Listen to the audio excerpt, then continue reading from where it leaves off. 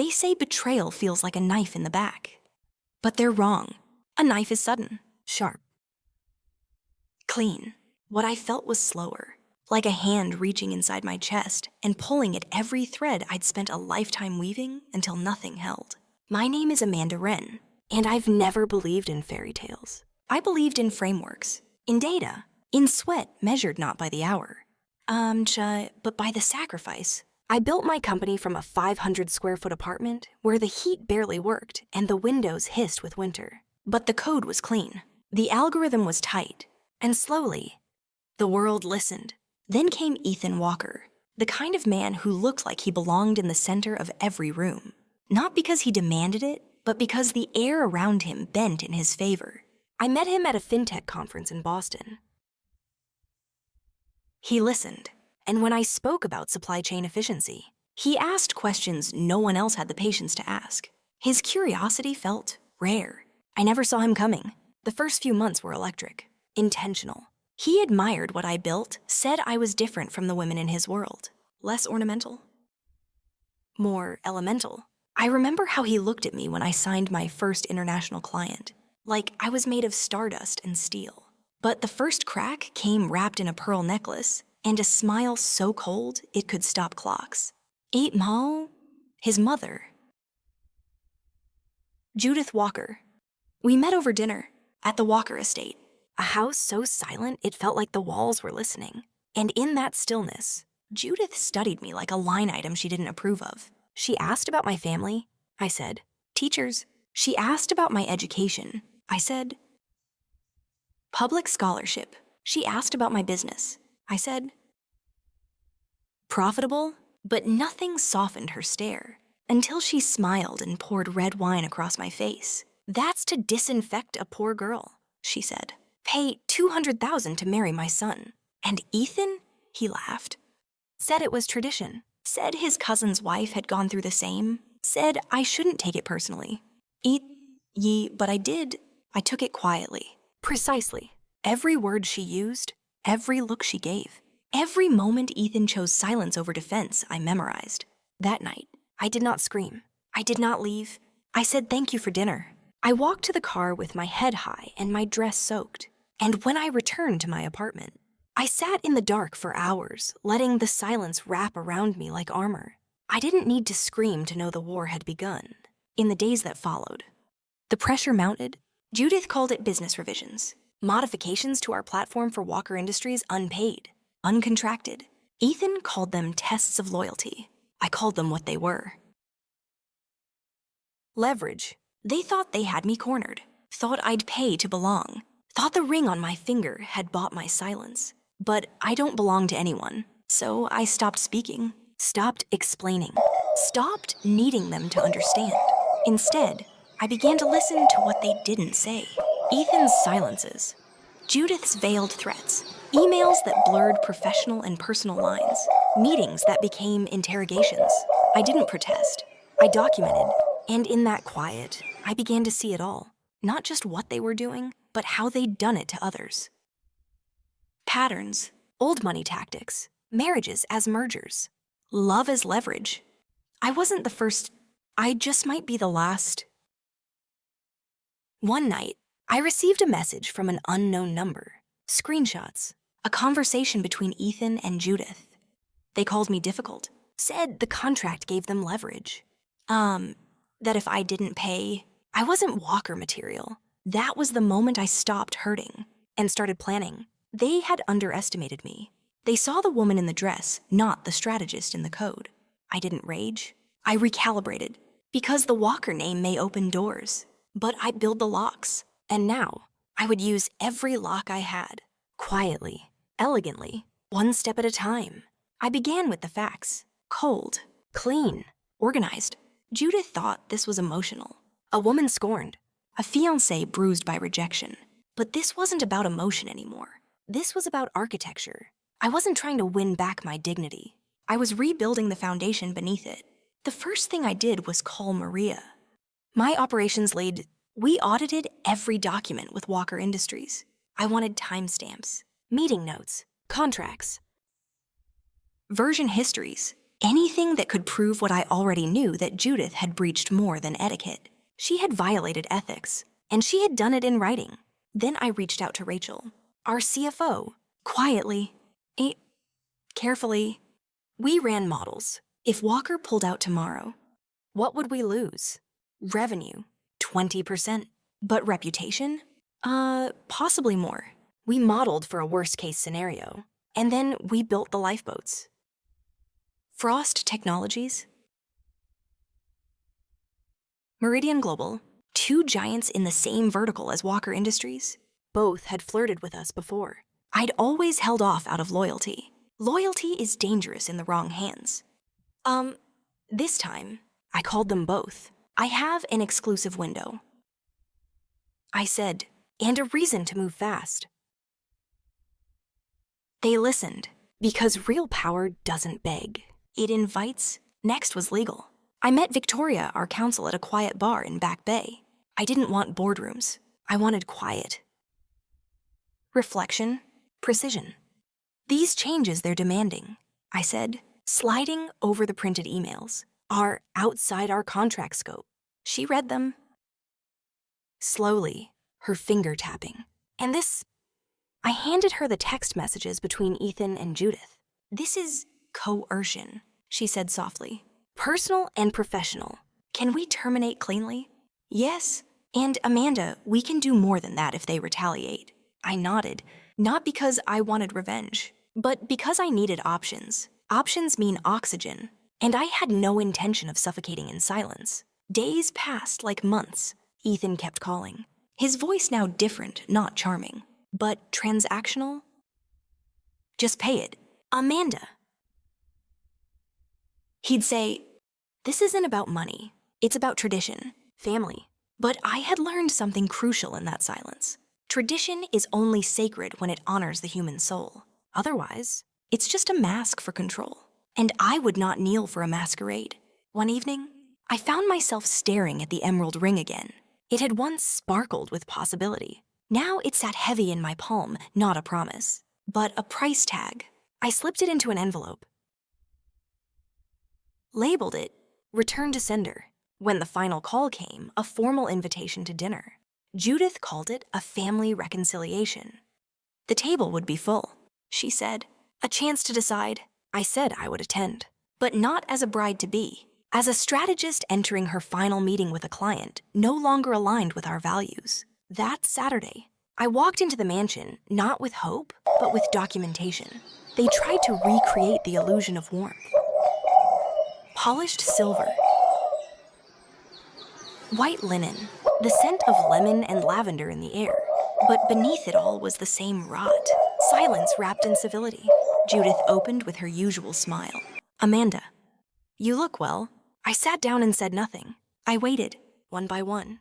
The in-laws gave their testimonies, stories of dowries paid, conditions accepted, freedom exchanged for access. Not a single one of them looked free. Finally, Ethan stood. Rehearsed, polished, empty. Are you in or out?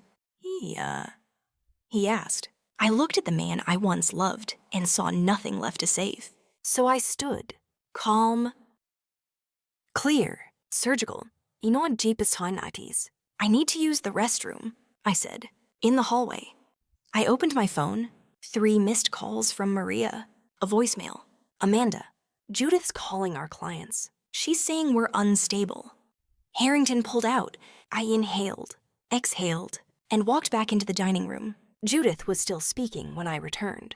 Vacation plans, wedding venues, a future she believed I had to buy into. I waited for a pause. Then I spoke. If the dowry is required. I said, there will be no wedding.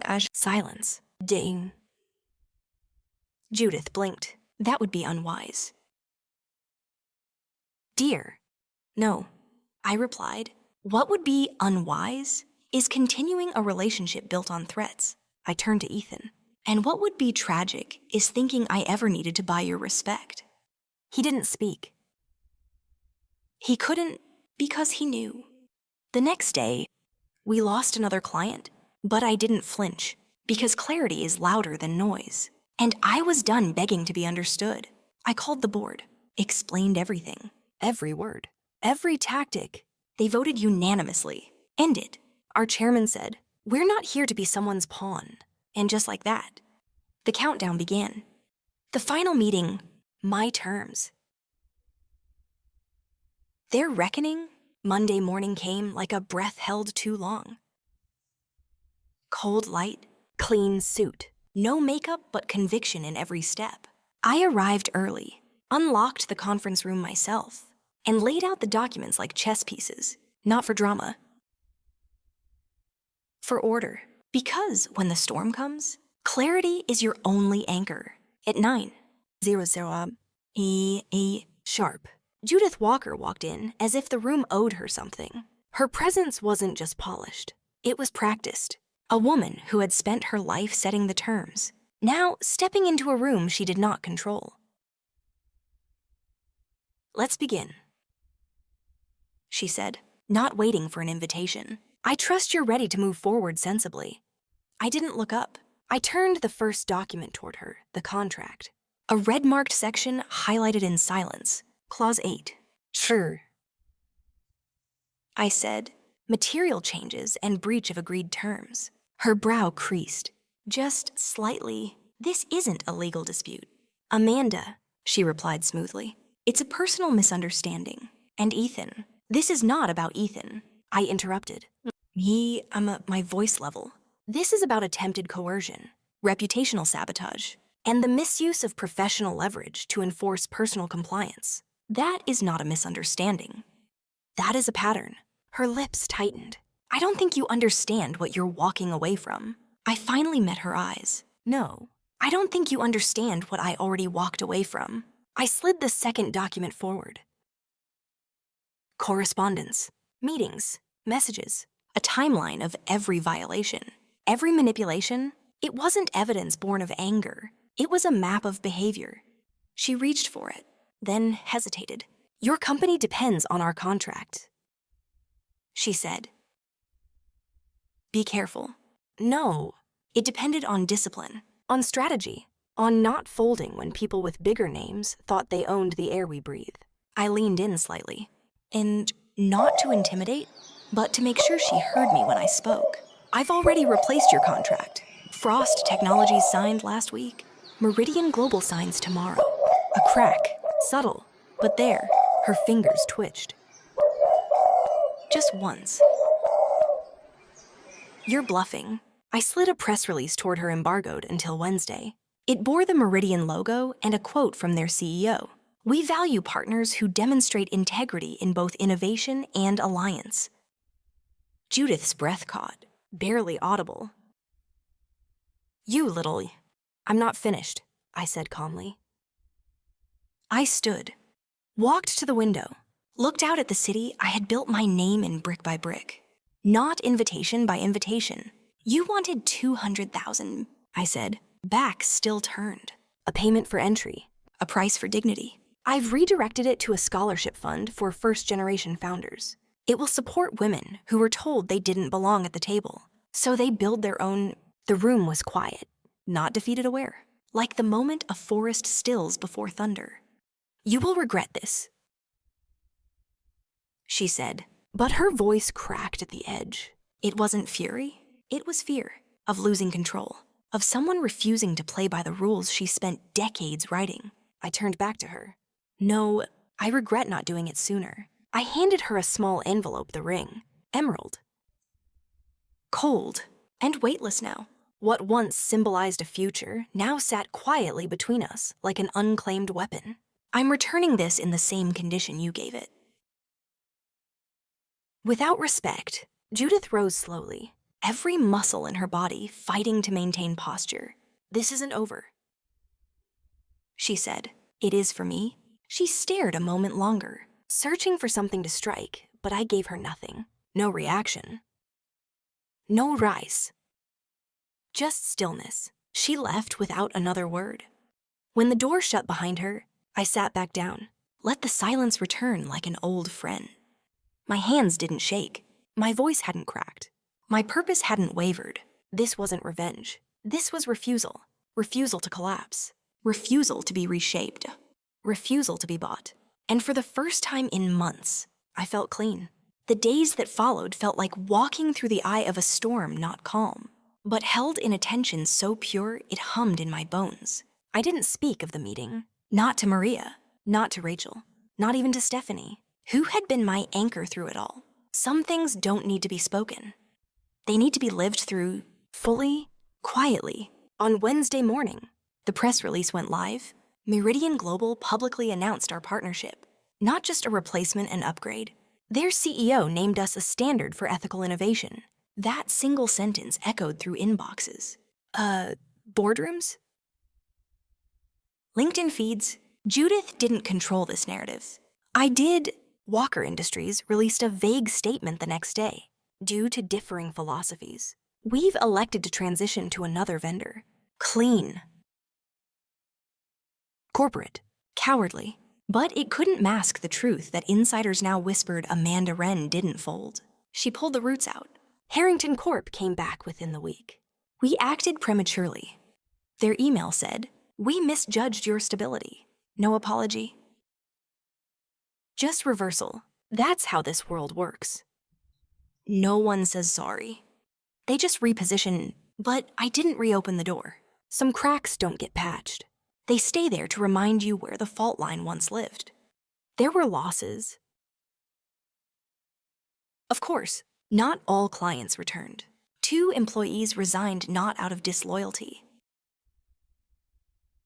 but fear. Fear of backlash. Fear of disruption. Fear that the woman at the helm would burn too bright and get scorched. Let them go. I didn't build this company for those who need comfort more than conviction. Instead, I doubled down. We diversified revenue, launched a pilot for predictive distribution AI, and opened a 4th office in Seattle, lean but fierce. And something else happened. Something strange. Other founders, women, especially began reaching out, quietly. I've had a version of this happen. One said, "I didn't know we were allowed to say no." Allowed. That word stayed with me, as if dignity were a license you needed to apply for. 1 month after the confrontation, the Boston Business Journal ran a feature on ethical leadership. We were the cover. No mention of Judith. No finger pointing. Just principle and proof. The world began to shift, not because I shouted louder, but because I never whispered to begin with. Then came the final ripple. A number I didn't recognize. A voice I did. "Hello, Amanda. This is Richard Walker." His tone wasn't cold. It wasn't proud either. It was something closer to human. I want to say, "I'm sorry. I didn't answer right away. Let silence do its work." I should have spoken up. He continued. "I saw what was happening. I let it happen. I thought it was tradition. But it was tyranny." He told me he'd stepped down from day-to-day operations, taken an apartment in Cambridge. Was seeing a therapist? You didn't just protect yourself. He said, "You held up a mirror, and I didn't like what I saw. I didn't forgive him on the call. That's not how healing works. But I thanked him for his honesty, because in a world of posturing, truth is rare, even when late." Months passed. The whispers stopped. The rumors dried up. The narrative rewrote itself not through PR, but through resilience. And Ethan? He resurfaced. Of course. It started with a text. Then flowers. Then a knock at my door. "I've been in therapy." He said, "I see now what I let happen. What I laughed at." He looked thinner, smaller somehow. "There's a part of me that still loves you," he said, "and I'd do anything to fix this." I looked at him, really looked, and saw not a villain, not even an enemy. Just a man too late. "I hope you heal," I said, "but don't confuse regret with change, and don't confuse guilt with love." He nodded, eyes wet. Walked away, and that, finally, felt like an ending. Not loud, not cruel. Just done. Spring came, quietly, without ceremony. The first blossoms outside my office window felt more symbolic than seasonal. There was something about surviving winter, a real one, The kind made of boardroom wars and emotional frost that made every small petal feel like an act of defiance. We released our new product line in April, a logistics intelligence tool we'd been developing in silence for over a year. The beta tests exceeded projections by 38%. Clients responded not just with adoption, but with respect, not admiration. Respect because they now knew what we were willing to protect, not just technology.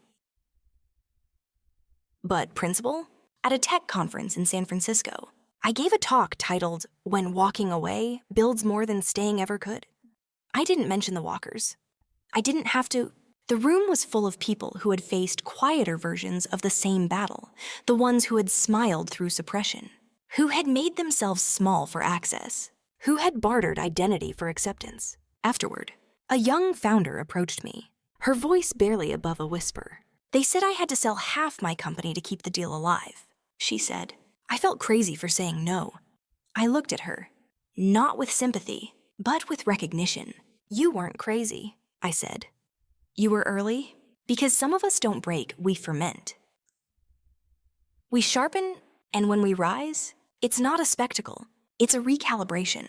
9 months after I returned that ring, I was invited to an industry gala, black tie, velvet walls, champagne towers. The kind of place the old world still believes defines relevance. I wasn't planning to go, but something in me wanted to stand there, not to be seen, but to witness, to mark. Without words, the distance I'd traveled, I wore a black silk dress. Simple, unbranded, a scar down the back from a wine stain I chose not to tailor out. We don't erase history here. We shape it near the bar. I saw him, Ethan, with a woman who looked like every inch of approval. Blonde, delicate, dripping in inherited confidence. She laughed at something he said, eyes tilted toward adoration. I watched her the way you watch someone walking a trail you once slipped on. He noticed me, crossed the room. "Amanda," he said. "You look," I waited, "powerful." He finished. "You look powerful." I smiled. Nothing cruel. Just honest.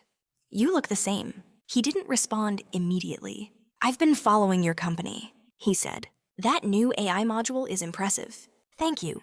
A beat of silence. "She still talks about you."